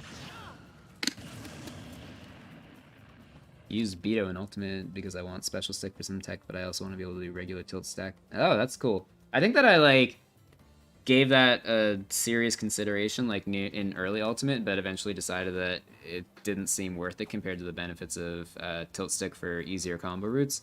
That was definitely the case when I was using Pichu, and continued to be the case with Pikachu because it made the upper bridges like possible with good drift.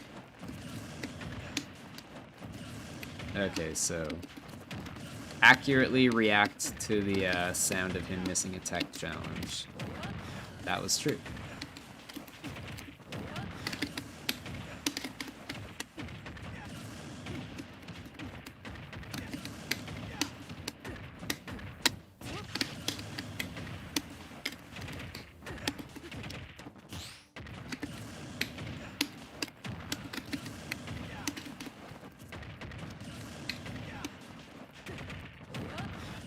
That's not even killing.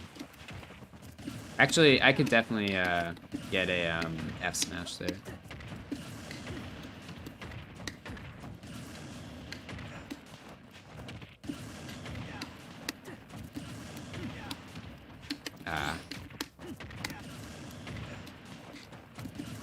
I think that there was a while where I saw like, this was before I actually picked up Sheik, where I saw that Void would do like down air tech chases on platforms, which looks super cool, but I don't really know how to like implement it properly.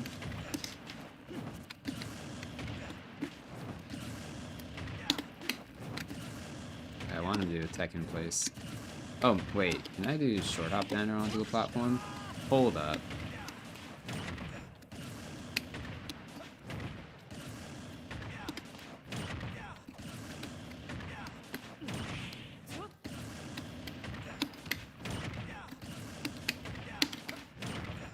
Yeah, I think that short hop down air is like too likely to hit the landing hitbox.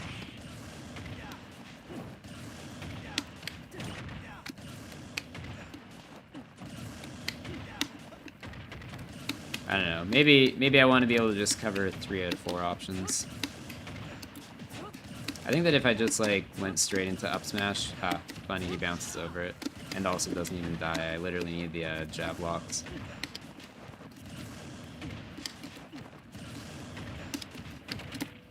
Is that gonna kill?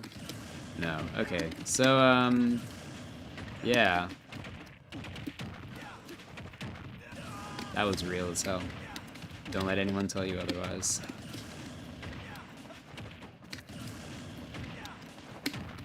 Although, I will say that that exact thing that I did there is something that I want to be able to do better, where you do like up air drag down into full hop up air.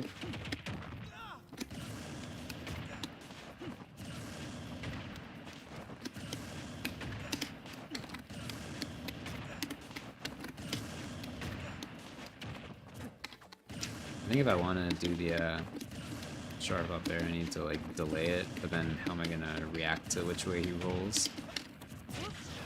Yeah, that wasn't true at all. I don't know. I don't think that there's like a universe where I can cover all 4 of them on reaction. Because that obviously works. I think that if like he lands right there, I can technically just cover 3 of them on reaction. By doing that, and that also would hit no tech. Yeah, so if he's literally guaranteed to not do the most obvious one where he rolls to the other side of the platform, just run underneath charge is technically going to cover the most. But the one time that he does that, obviously it doesn't work out. And I still do need to do like a bit of reacting to actually release it at the right time, because it is a slightly different timing depending on miss tech or tech roll in.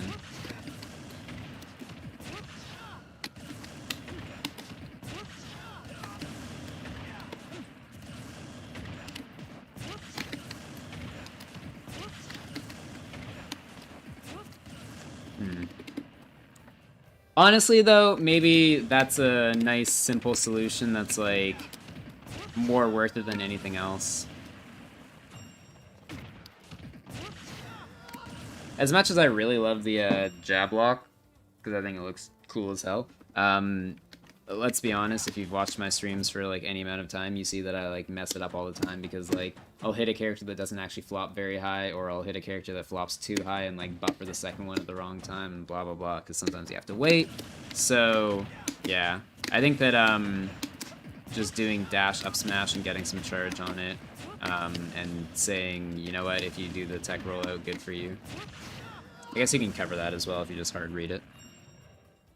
I don't know, 50-50 is not the worst for this type of thing, but what we really want to do is actually set DI to...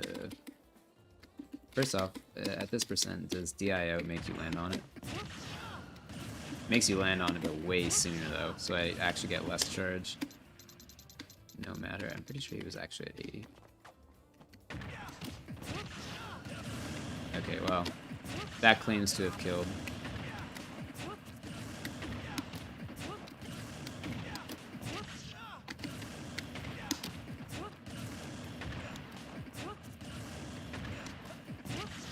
Bro, tire out instant kneel, just like 2 press into up smash is true and it kills, no joke, no other Sheik does it. Just press B 2 times into up smash? What?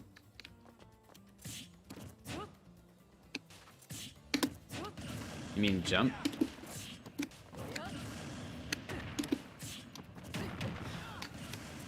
Like with full needle? Wait, hold up. I'm not 100% sure what you mean. You mean like that one? Because I do that one like all the time. He's a fast faller, so it's a little bit higher percent. That's like super bread and butter.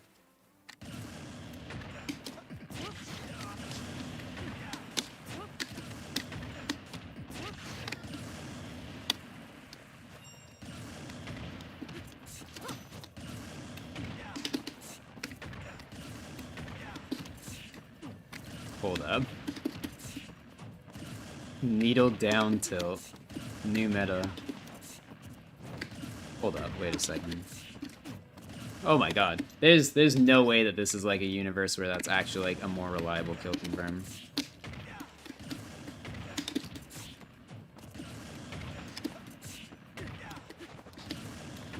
Kind of Lamau. I think that there's probably a way to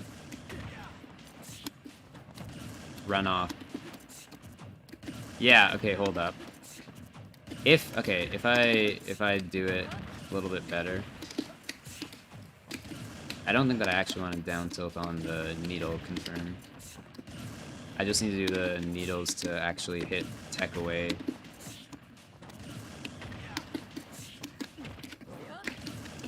Maybe not on this platform. Okay, maybe with like at least 2 in hand. Can't remember which button. Okay, I mean, wow, needles as tech chase options. Who would have thought? But it doesn't really cover tech in, so... I really wanted to be able to do just like turn around down tilt and get a guaranteed tipper, but that doesn't seem to be the case. Like you can hit that into... That was run off, I swear, don't worry.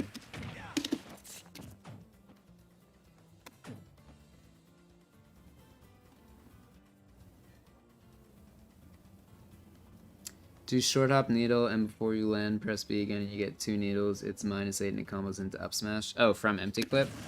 Oh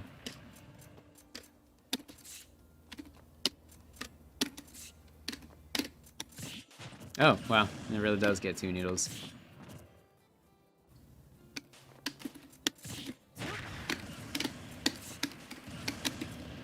But obviously he would need to be at a little bit higher percent. I mean, I definitely use like some variations of that, because I don't know, I'm like always charging and like throwing away needles. Like I didn't actually save when I did that. Yeah, okay. But, like, I'm pretty sure you could get that with one needle anyway. Although, I suppose it's technically just more damage and a little bit safer. Yeah, I guess I should probably actually be a little bit more mindful about that if I have literally 0 needles in hand, to do that for a slightly safer landing. Thanks for the tip. Oops.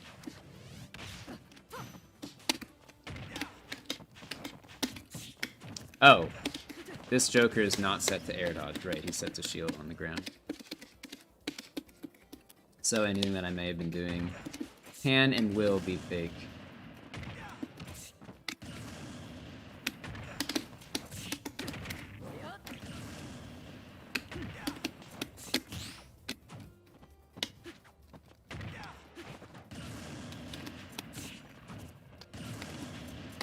Hold up. Actually, here's another thing. Whenever I hit, like, needles at 90, I'm like, damn, I can't actually get an up smash. Pretend that I couldn't get the up smash because I didn't do it right. But basically what I'm getting at is I should do, needles into down tilt.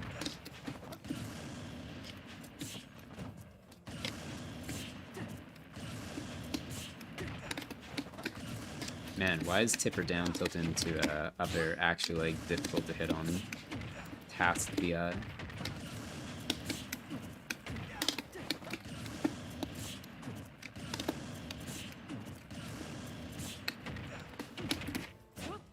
yeah, I guess that'll never work.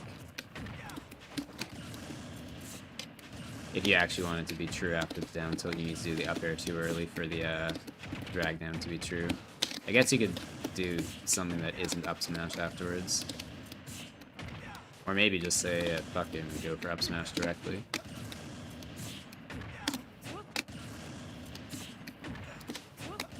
There's no way, yeah. No, that's not it.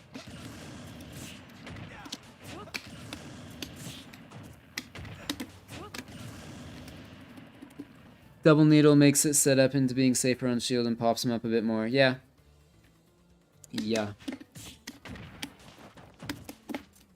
Actually, now that I'm, like, jumping around, I totally do that into down tilt sometimes. I don't know why I was like, oh, I never do that.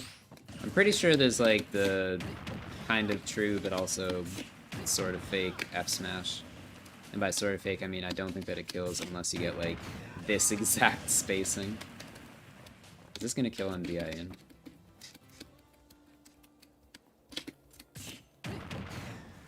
Yeah, okay.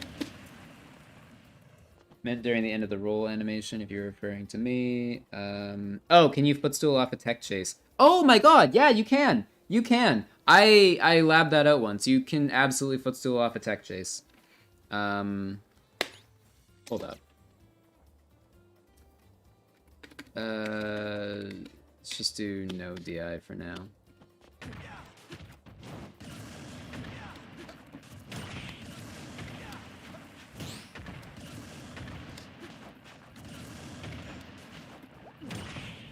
Ha!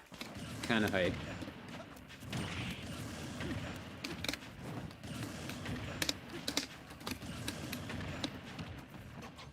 Oh, hold up.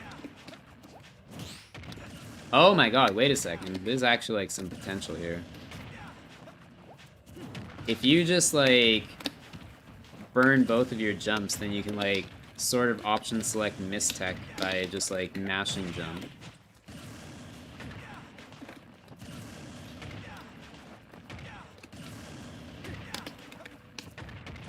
Okay, you need to...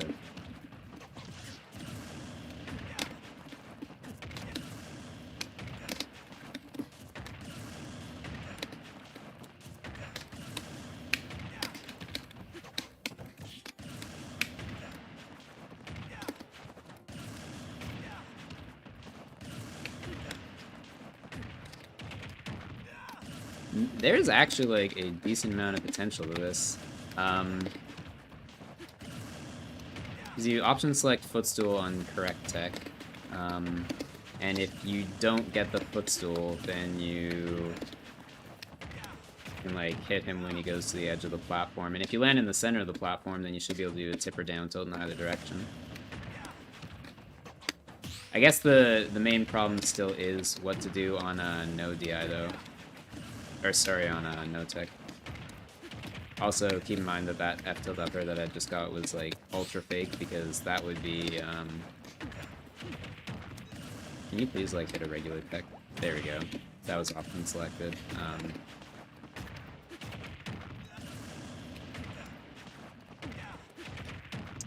There's some potential here, that's for sure. Wanna flesh it out a little bit more. Maybe at the percent where tip or down tilt up smash would kill from the platform.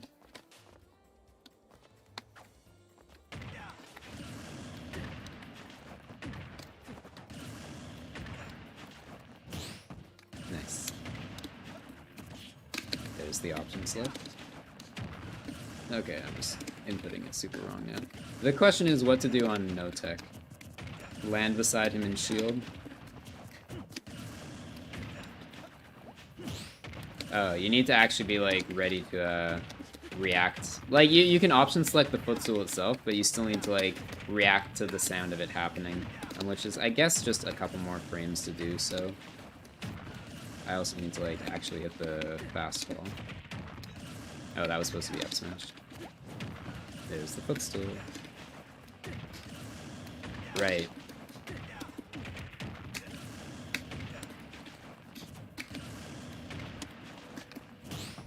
So I'm thrown off because I'm trying to like, I want to do just like the regular full hop fast fall timing, but in order to like be able to option select the footstool, I need to do a double jump.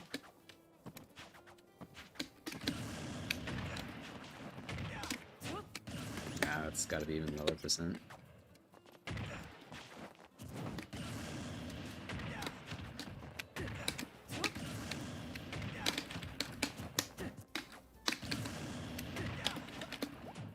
Okay, that was the option selected footstool.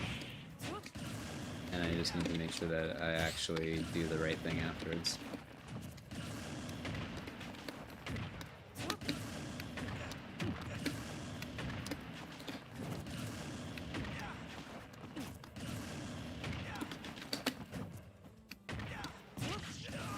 Okay, I mean, like, that's gonna be a maybe from me. I guess, you know what? Come on. Hold up. Hold up. If we're already option selecting, I can just do the down air that would happen after the footstool. That is the same input as the down tilt after no footstool, which means if he does no tech, then I just down tilt him. Could I do IDJ aerial to cover tech options and then mash jump for the missed tech punish? Oh, I mean, the IDJ aerial I don't think is going to add anything to it. Because you need to be not in an aerial for the mashing jump on footstool to actually do its thing.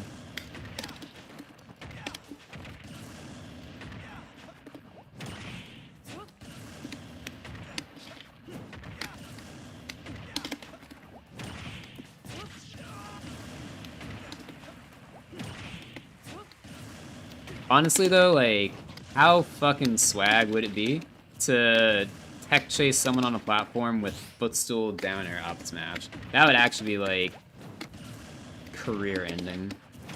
Assuming I actually, like, do the inputs for it, right?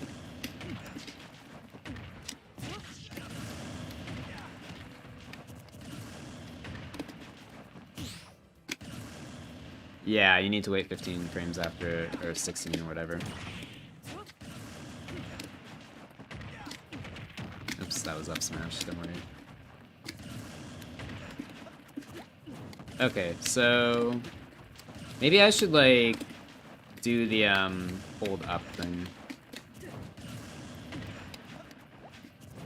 Actually no, I don't think that's worth it here because I need to like press up but also down to fast fall, so I don't think that the hold up thing is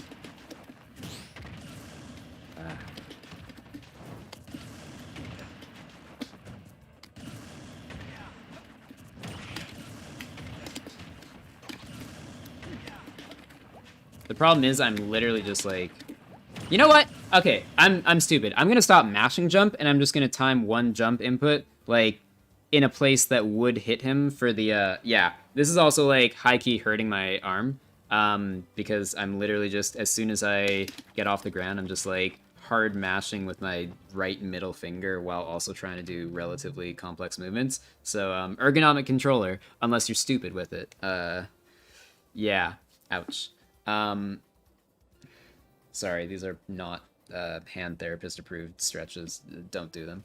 Anyway, so I do the double jump, I fast fall, then I press jump once to maybe get the footstool, but make sure that I release it. And then if you hold up.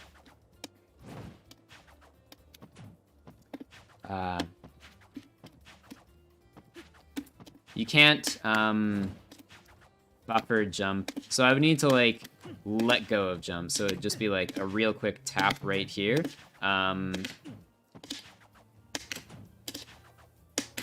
Yeah, okay.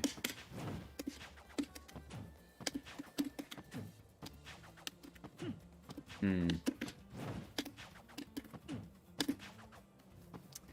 I do this in a way that doesn't make me have to react? Because if... I don't... okay, maybe I should... Hold up. Okay, let's make him always either tech or mistech. I don't want to bother with the other two right now. Okay, so tech in place or mistech. So we do that.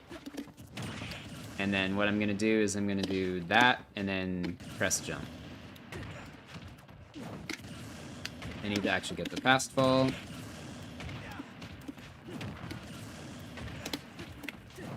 And I need to actually just tap jump ever so lightly so that I don't actually...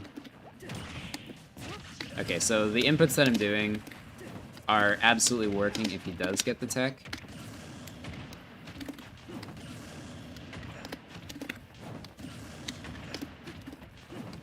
But they're making me do short hop down air if he doesn't.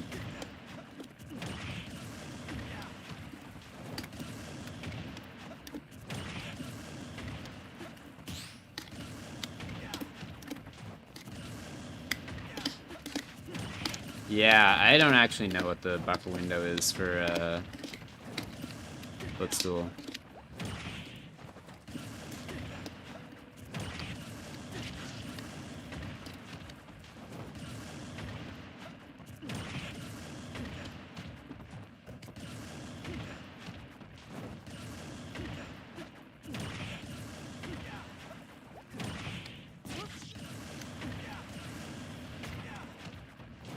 Okay, honestly, I don't care about missing the tech right now. I just want you to always tech in place.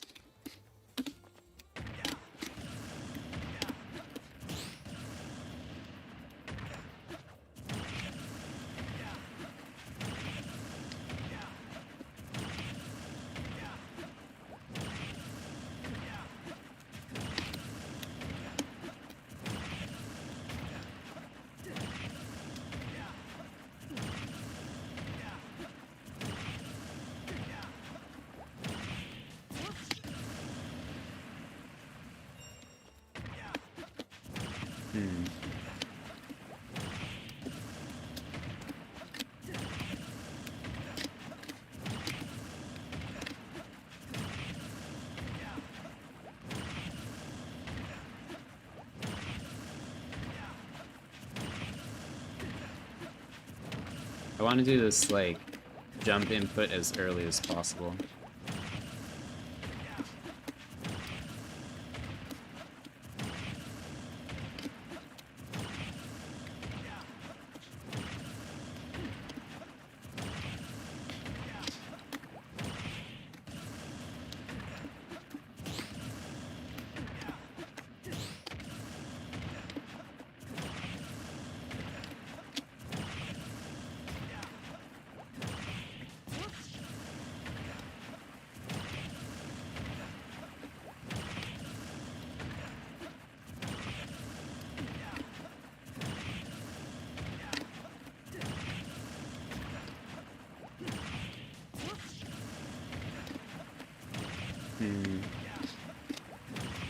I find it consistent if I double tap jump again. But I don't think that's actually what I want to do, because...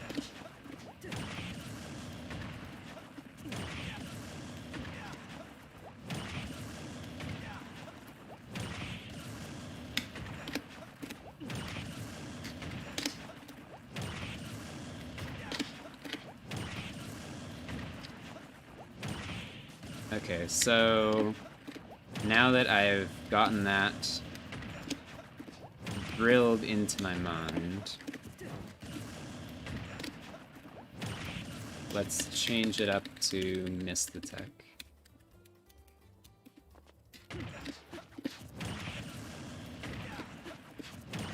Of course, he's still doing it and I'm messing it up.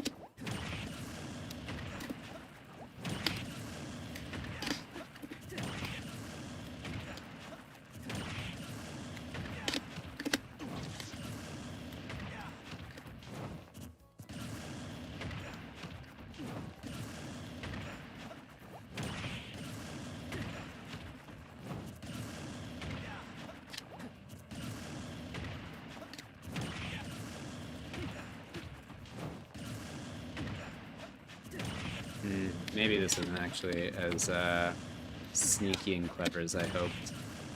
Just because it doesn't really seem like you actually get all that much out of option selecting it.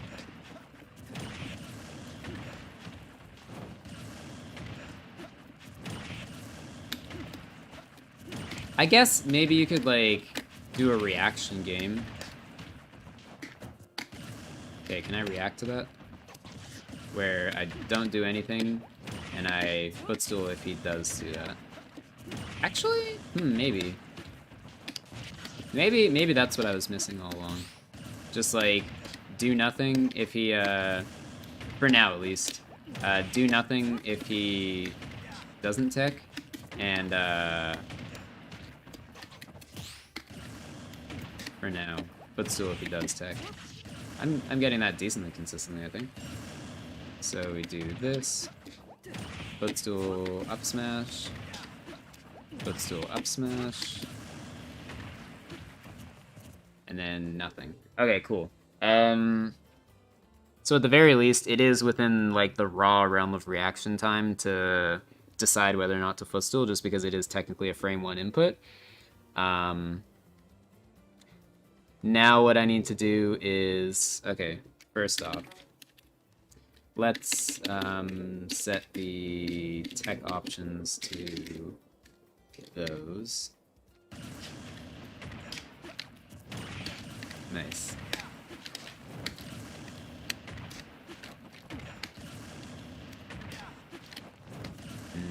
Okay, this seems a little bit harder just because there isn't, like, the big thud to react to like there is with the Mistech. There is him making a noise, though.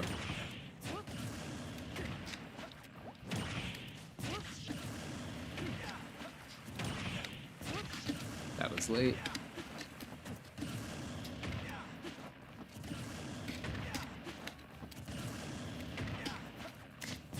Hold up, actually, wait a second.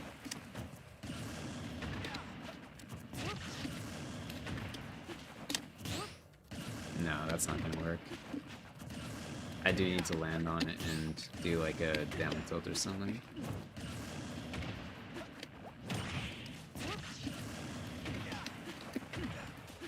Oh wait, that's up smash.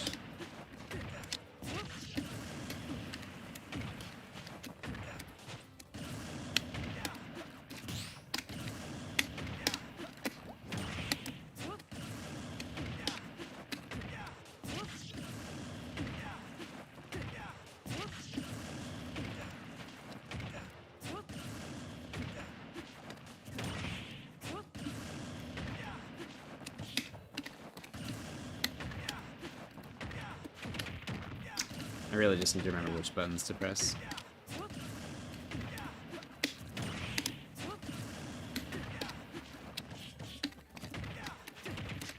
That's what I'll do. I was a little bit late on that. How do I walk? I set this button to tilt, so if I do that, then I walk really slow. And when I want to walk, I just like tap it quickly and then go. The way that I used to do it, that I don't recommend, is I used to have tap jump off, and so I would just hit up and then do that to walk, which is really easy if you're convinced that you want to play with tap jump off. However, I think it's a bad habit to learn because I think that unfortunately tap jump is optimal in this game. Yeah, I think that the more common method is to have an X modifier on this hand and use it to walk, but I just find it easier to use this one. Probably because I put my X modifier in actually like a pretty bad spot, all things considered. I think that more people have their X modifier here and their Y modifier here, but also I could be wrong. And then the other like easier way to walk is if you just like are in lag from something like shield drop. Okay, no, not like shield drop, like spot dodge. You can like buffer a walk out of, or like F tilt walk forward, F tilt. Basically, like there's ways to walk by just like buffering it out of like previous animations, or like crawl into walk. So you can technically walk like with almost free reign without having to use tilt modifier at all. But if you want to be like strictly speaking optimal, then you need to use that. Also, you can do this. God.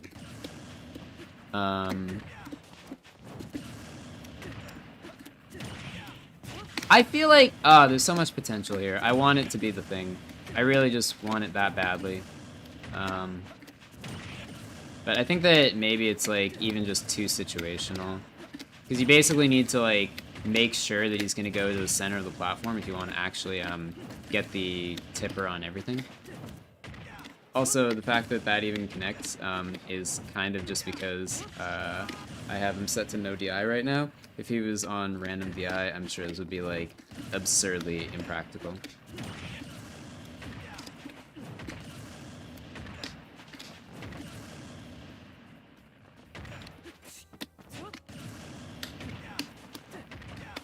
Yeah. Come on, Joker, let me hit you. Got him.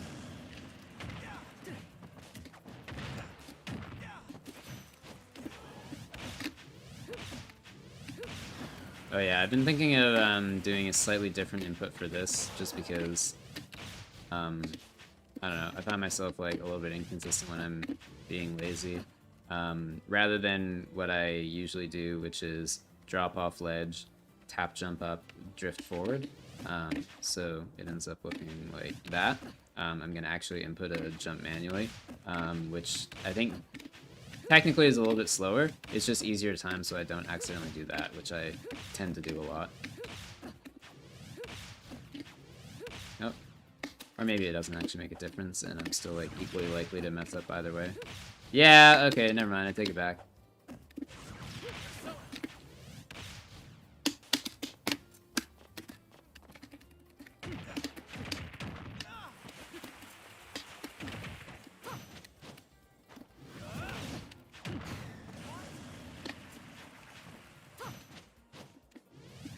Yeah, I'm probably gonna head out now. I need to get to the grocery store before it closes at 9 my time. So, thanks for watching, everyone. I tried to have a guest on today for some offline friendlies. I'll try again tomorrow, see if anyone's free. But yeah, yeah.